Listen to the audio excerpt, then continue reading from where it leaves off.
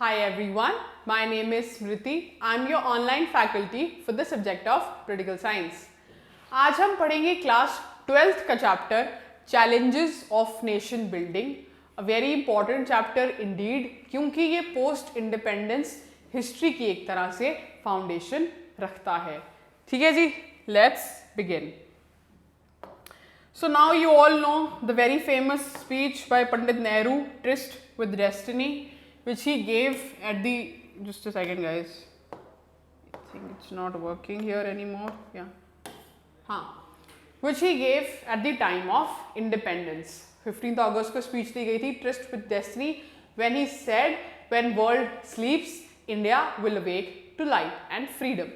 We got independence बहुत जद्दोजहद के बाद मिली है, ठीक है. तो जब India as a nation newly independent होती है तो बहुत सारे चैलेंजेस, बहुत सारी चुनौतियां देखने को मिलती हैं.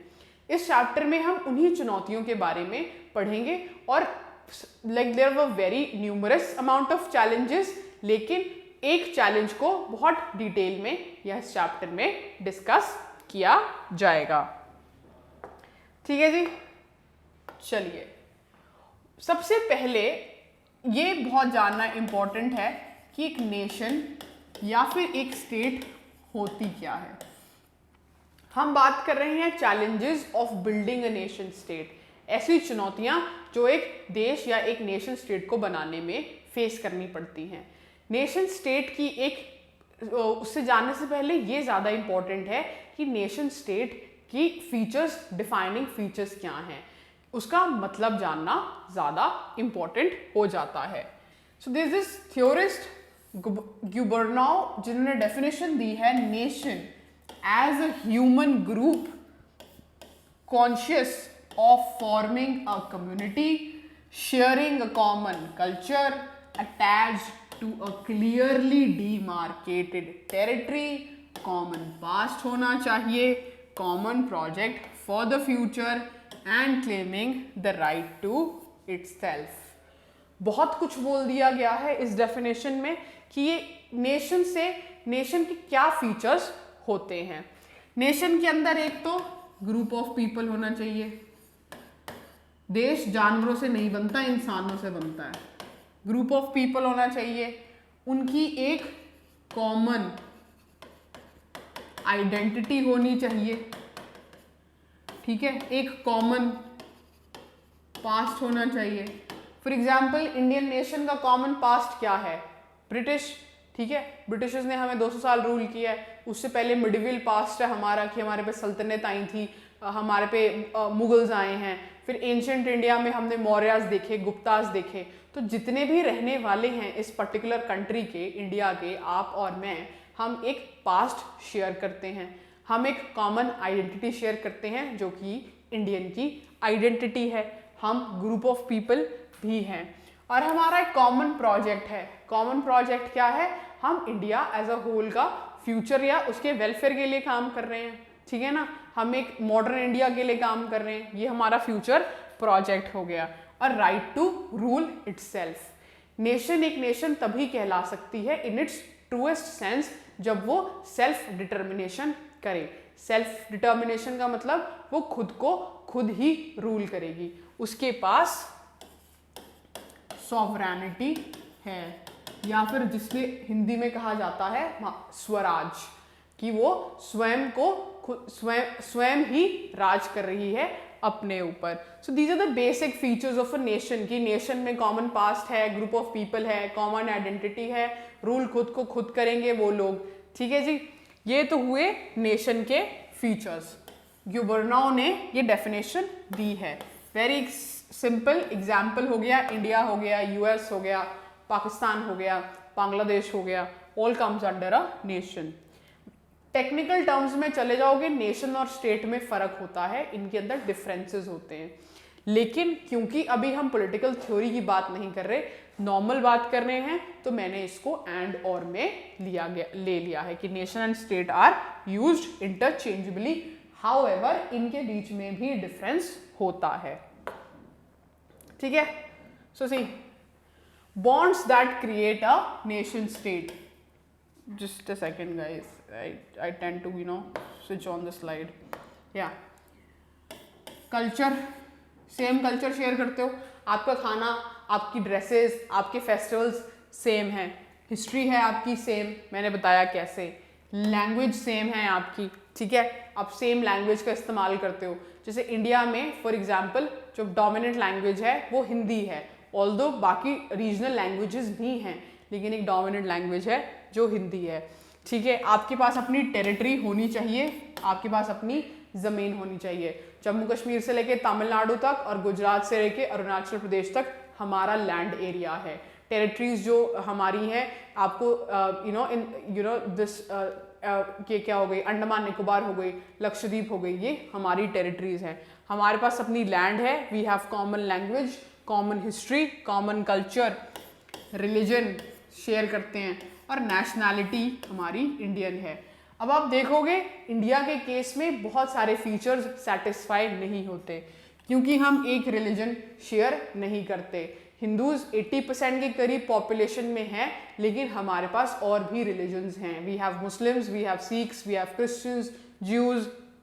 कल्चर, नॉर्थ इंडिया का culture is very different from the South Indian culture, ठीक है. लैंग्वेजेस हमारे यहाँ पे बहुत डाइवर्स लैंग्वेजेस हैं, ठीक है. नेशनैलिटी हमारी इंडियन नेशनैलिटी तो है, लेकिन हमारे यहाँ पे बहुत अलग अलग तरह की आइडेंटिटीज़ भी हैं, कास्ट आइडेंटिटीज़ हैं, कम्युनल आइडेंटिटीज़ हैं. तो आप देख रहे हो कि नेशन के जो डोमिनेंट फीचर्स हैं वो कहीं ना कहीं इंडिया से मिसिंग थे. इंडिया के लिए यही चैलेंज बन के उभरते हैं जब इंडिया आज़ाद होता है, यही कि हमारे यहाँ पे कॉमनैलिटी इतनी नहीं है, डाइवर्सिटी बहुत ज़्यादा है. हमारे लिए एक चैलेंज बनता है नेशन बिल्डिंग के लिए कि इंडिया को अब नेशन कैसे बनाएं, क्योंकि ये सब में से मोस्ट ऑफ द चीज़ें हमारे पास नहीं हैं. यूरोप के केस में आप देखोगे यूरोप में बहुत ज़्यादा होमोजेनिटी है, ठीक है. This is a word called homogeneity. Homogeneity का मतलब होता है यूनिफॉर्मिटी है. एक कंट्री में एक ही तरह के लोग रहते हैं, एक ही तरह की भाषा बोलते हैं, एक ही एथनिसिटी को बिलोंग करते हैं. फॉर एग्जाम्पल जर्मन्स जो हैं वो जर्मन लैंग्वेज बोलते हैं, जर्मन उनकी एथनिसिटी है. इटली में इटालियंस हैं, ठीक है ना, इटालियन लैंग्वेज है, and the people they have same background, same history, same ethnicity. तो उनको नेशन स्टेट बनने में उतने इश्यूज कम फेस करने पड़ते हैं इंडिया को जो बनने में फेस करने पड़े. अब आप देखोगे nation state as a concept बहुत ही नया कॉन्सेप्ट है. नया इन द सेंस मीन्स कि नेशन स्टेट की वेस्टफेलियन ट्रीटी हुआ था एक, जिसमें ये डिफाइन किया गया था कि एक नेशन क्या होती है, नेशन का रोल क्या होता है. ये 17th सेंचुरी में ये ट्रीटी साइन करते हैं. इंडिया को एक नेशन बनाने का प्रोसेस, एक यूनिट का बनाने का प्रोसेस ब्रिटिश के अंडर शुरू होता है, क्योंकि इससे पहले तो हमारे बहुत छोटे छोटे किंगडम्स हुआ करते थे, अलग अलग आइडेंटिटीज हुआ करती थी, लेकिन एक ब्रॉड बैनर ऑफ इंडियन हमें तब मिला जब हमें अंग्रेजों ने राज करना शुरू किया. तो nation state as a concept ही बहुत नया कॉन्सेप्ट है. 17th सेंचुरी से जो है ये आना शुरू हुआ, और हिंदुस्तान में आते आते 19वीं और 20वीं शताब्दी हो गई. ठीक है जी. अब हम बात कर लेते हैं important features of a state के, कि स्टेट किसी जगह को या किसी लैंड एरिया को हम स्टेट क्यों कहते हैं, क्या ऐसी पिक्यूलियर कैरेक्टरिस्टिक्स हैं कि हम उस पर्टिकुलर यूनिट को स्टेट का दर्जा देते हैं. सबसे इंपॉर्टेंट है उसके पास, मैंने बताया ग्रुप ऑफ पीपल, उसके पास लोग होने चाहिए. बिना लोगों के आप देश नहीं बना सकते. अगर आप ग्रीक थॉट पढ़ोगे, द वेस्टर्न पॉलिटिकल थॉट में जब आप ग्रीक थॉट जब भी पढ़ोगे तो आप देखोगे जो ग्रीक थिंकर्स हैं, जैसे प्लेटो हो गए, एरिस्टोटल हो गए. प्लेटो की बुक का क्या नाम था, रिपब्लिक. एरिस्टोटल की पॉलिटिक्स. ठीक है, उसमें आप देखोगे तो इन्होंने पॉपुलेशन मेंशन की हुई है कि एक पर्टिकुलर सिटी की या स्टेट की 5000, 10,000 ऐसे पॉपुलेशन होनी चाहिए. ये ऑप्टिमम लेवल ऑफ पॉपुलेशन है. तो उन्होंने बहुत इंपॉर्टेंस स्ट्रेस की है पॉपुलेशन के ऊपर. ठीक है जी. सो पॉपुलेशन, सबसे पहला फीचर तो ये हो गया कि आपके पास अपनी खुद की पॉपुलेशन होनी चाहिए। इंडिया में और मैं और आप क्या करते हैं, पॉपुलेशन का ही जो है पार्ट फॉर्म करते हैं। अपनी टेरिटरी होनी चाहिए, आपके पास अपना लैंड एरिया होना चाहिए, ठीक है, आपके पास अपनी जमीन होनी चाहिए।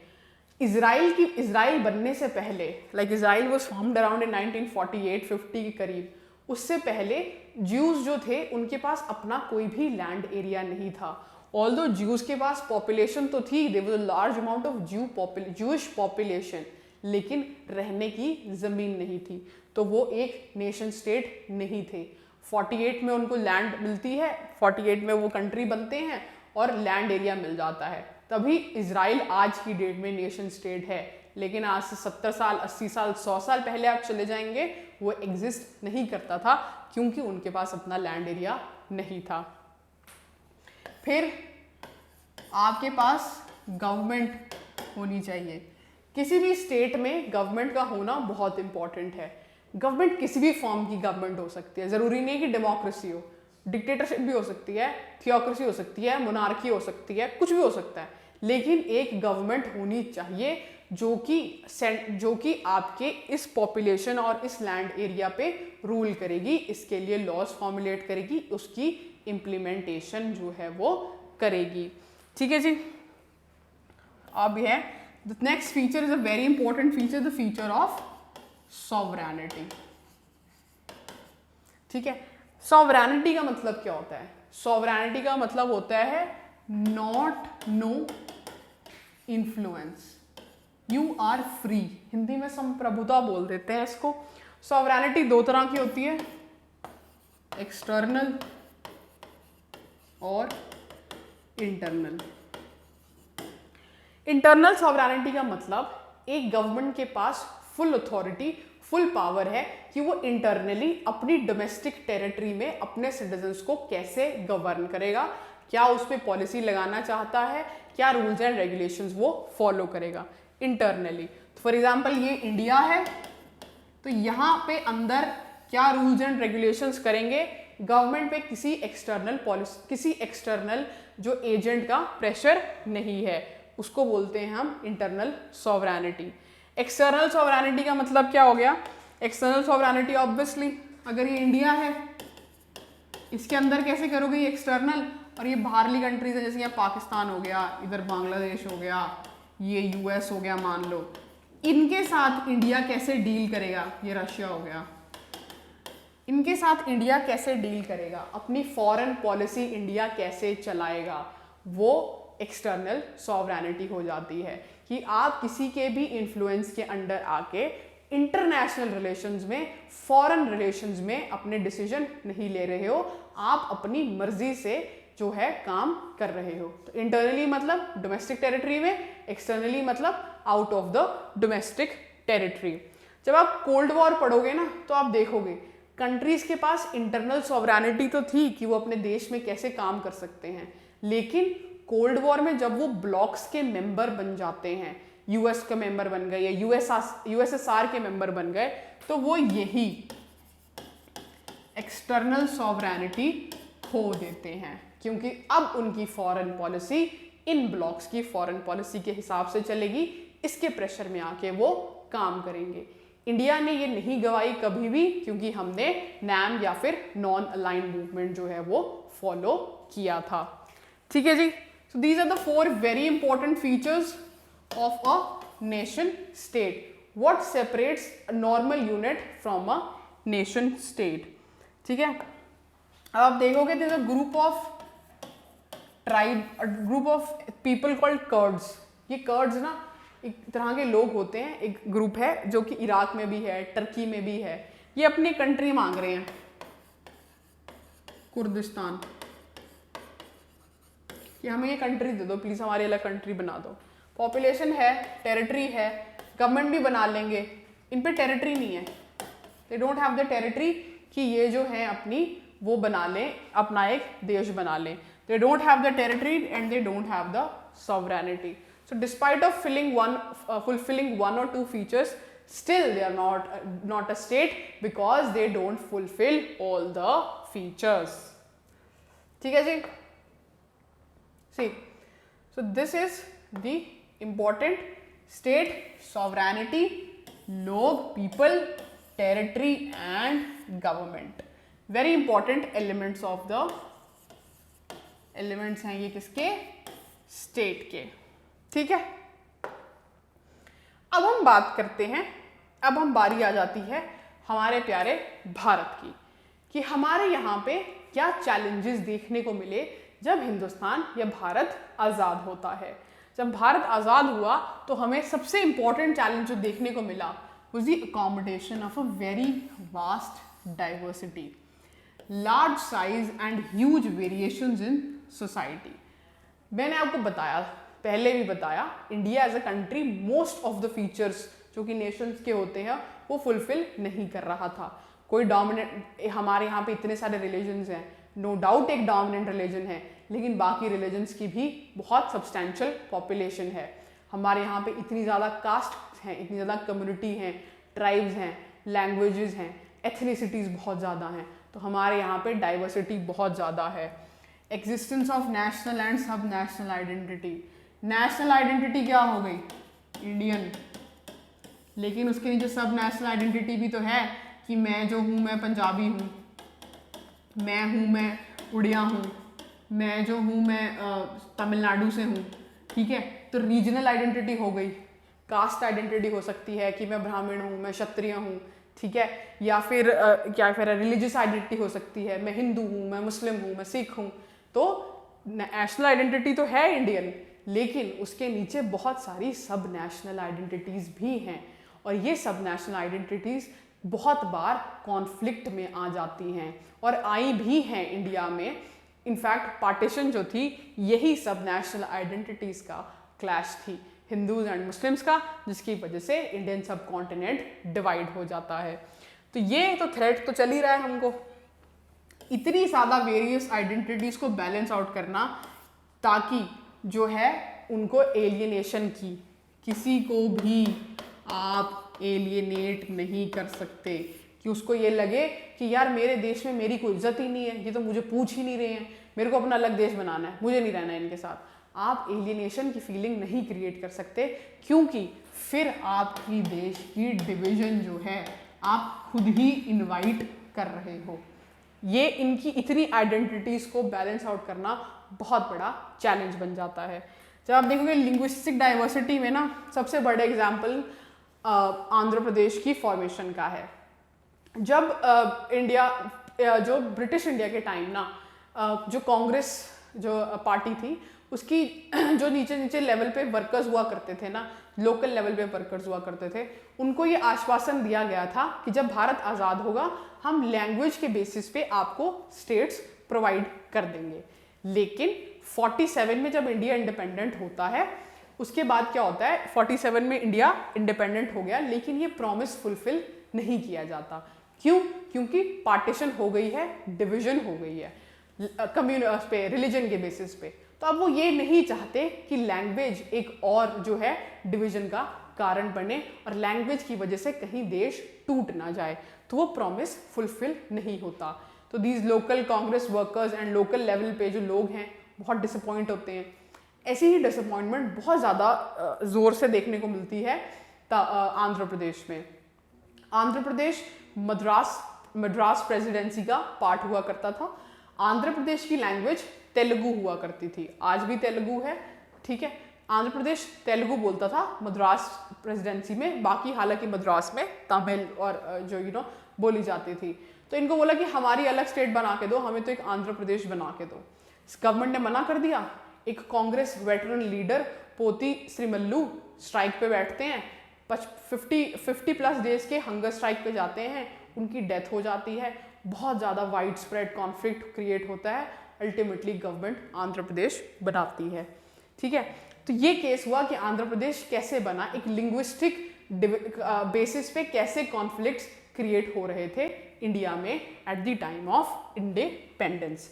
This is the one example of how diversity was a challenge to Indian unity at that time. Even today, see languages and see the cultures जो हमारे यहाँ पे इतने diverse हैं। Second important challenge was establishment of democracy. जब आप Indian society को देखोगे ना, डिस्क्रिमिनेशन तब भी प्रैक्टिस हो रही थी बहुत ज़्यादा लेवल पे, अब भी हो रही है। इंडियन सोसाइटी कभी भी एज सच इगैलिटेरियन सोसाइटी नहीं रही है, बारिंग ऋग्वेद का पीरियड। उसके बाद कास्ट आ जाती है, यहाँ पे कास्ट बेस्ड डिस्क्रिमिनेशन देखने को मिलती है। इक्वालिटी कभी यहाँ का फीचर नहीं रहा है, ठीक है। जेंडर डिस्क्रिमिनेशन आपको देखने को मिलती है, फीमेल को कोई राइट नहीं था, फीमेल को कंसिडर भी नहीं किया जाता था, ठीक है। तो इस लेवल की सोसाइटी में अगर आप डेमोक्रेटिक आइडियल्स लेके आ रहे हो कि है ना, हम आपको इक्वालिटी दे रहे हैं, हम आपको लिबर्टी दे रहे हैं कि आप कुछ भी कर सकते हो, हम आपको राइट टू वोट दे रहे हैं कि आप जो है सारे सबकी वोट एक, हर इंसान को एक वोटर, सबकी वोट बराबर है, तो आप सोचते हो कि ऐसी सोसाइटी जो कि बिल्कुल ही अनइक्वल सी सोसाइटी है वो रेडिली एक्सेप्ट कर लेगी डेमोक्रेसी को? नहीं करेगी, क्योंकि इतने हजार सालों से नहीं कर रहा है इन्होंने, इतने हजार सालों से कभी इक्वालिटी प्रैक्टिस नहीं करी है, आप फोर्स कर रहे हो उनको डेमोक्रेटिक आइडियल्स उन पे, ठीक है। तो ये चैलेंज बन जाता है आज़ाद भारत के लिए।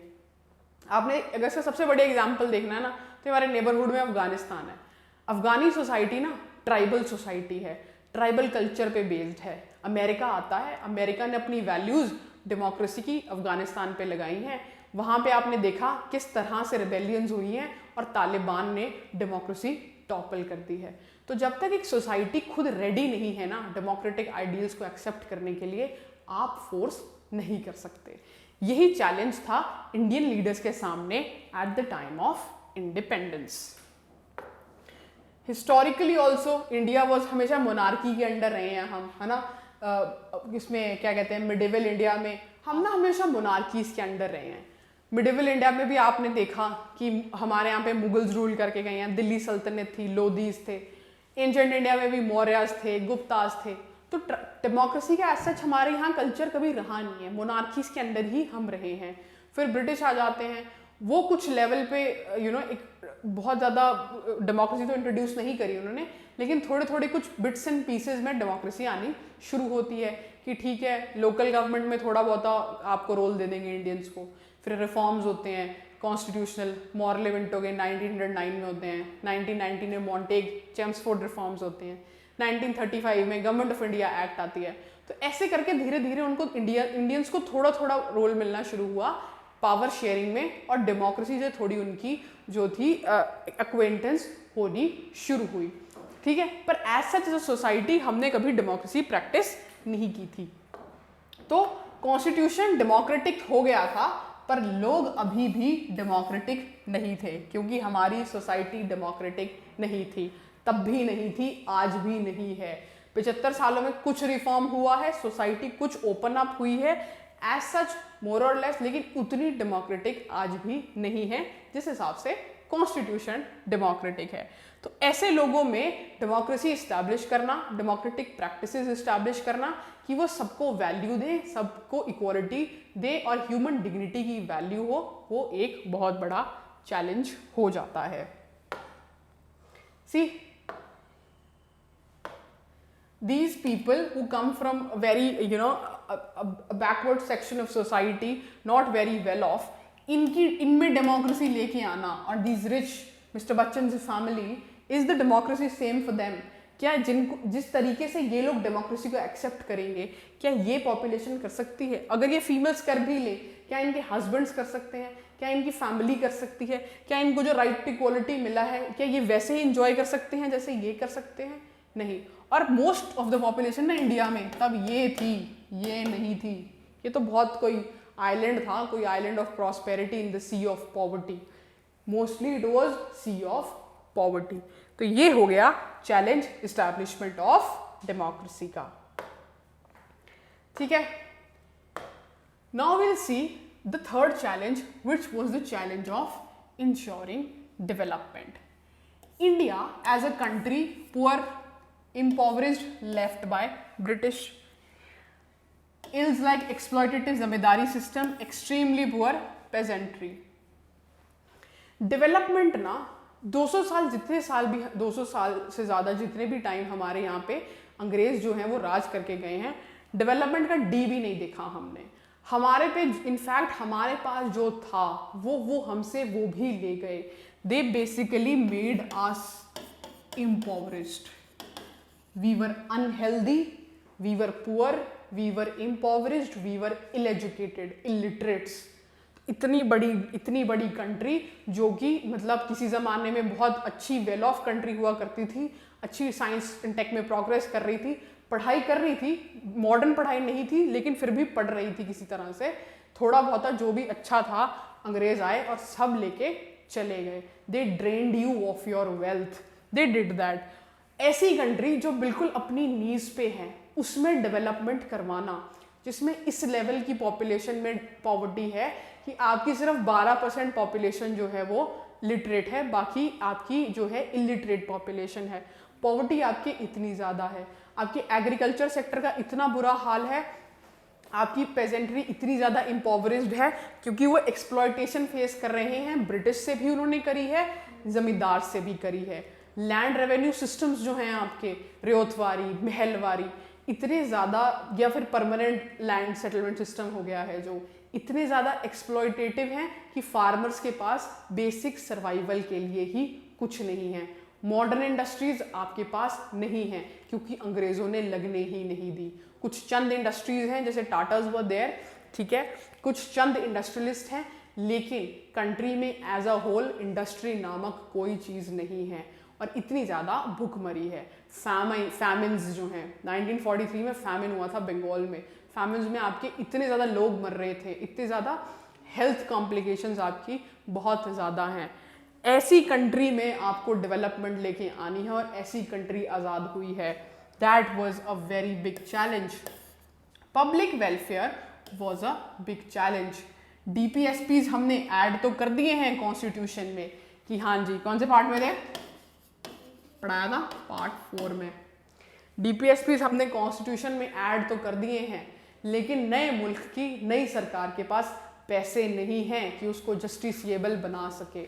उसको एक गाइडलाइंस के तौर पे ऐड ज़रूर कर दिया गया है, but they were not justiciable. Economic equality, political equality दे दी है आपने, यूनिवर्सल एडल्ट फ्रेंचाइज दे दिया है आपने, लेकिन इकोनॉमिक इक्वालिटी, इकोनॉमिक वेलफेयर बहुत डिस्टेंट ड्रीम था इस न्यूली इंडिपेंडेंट कंट्री के लिए। इकोनॉमिक्स में, इकोनॉमिक फील्ड में और सोशल फील्ड में यहाँ पे आपको बहुत ज़्यादा चैलेंजेस देखने को मिल रहे थे। इन इकोनॉमिक और सोशल इक्वालिटी तो आज भी एक तरह से डिस्टेंट ड्रीम हो गई है जब आप कंट्री की हिंटरलैंड में चले जाते हैं। ठीक है जी, सो दीज वर क्या क्या मेन चैलेंजेस पढ़े हमने। एक तो डाइवर्सिटी को हैंडल करना आपके लिए बहुत इंपॉर्टेंट हो गया, ये चैलेंज हो गया। फिर डेमोक्रेसी इस्टेब्लिश करना आपको चैलेंज हो गया, क्यों, सोसाइटी डेमोक्रेटिक नहीं है। डेवलपमेंट बहुत ज़्यादा इंश्योर करनी आपके लिए चैलेंज हो गया क्योंकि अंग्रेज़ सब ले गए और हमें कंगाल छोड़ गए। उस सिस्टम से खड़े होके जहाँ तक हम आज आए हैं, it is a very notable achievement, no doubt, but the government had numerous challenges at its hand. ठीक है, see is this public welfare still. आप ग्लोबल हंगर इंडेक्स जो वर्ल्ड में जो पब्लिश होती है, इंडिया की रैंकिंग देखो 130s 140s में होती है। इस लेवल का हंगर आज भी 75 साल के बाद भी आपकी कंट्री में प्रिवेल कर रहा है। आपके फार्मर्स तब भी स्ट्रगल कर रहे थे इतने ज़्यादा, आज भी आपके फार्मर्स स्ट्रगल कर रहे हैं। नो डाउट उस लेवल का स्ट्रगल नहीं है, उस टाइम तो बहुत ज़्यादा स्ट्रगल था क्योंकि आज वर्कफोर्स मूव कर गई है एग्रीकल्चर से इंडस्ट्री में, इंडस्ट्रीज अच्छी लग गई हैं, सर्विसेज सेक्टर में मूव कर गई हैं, लेकिन फार्मिंग में आज भी चैलेंजेस हैं और तब तो बहुत ज़्यादा बुरा हाल था।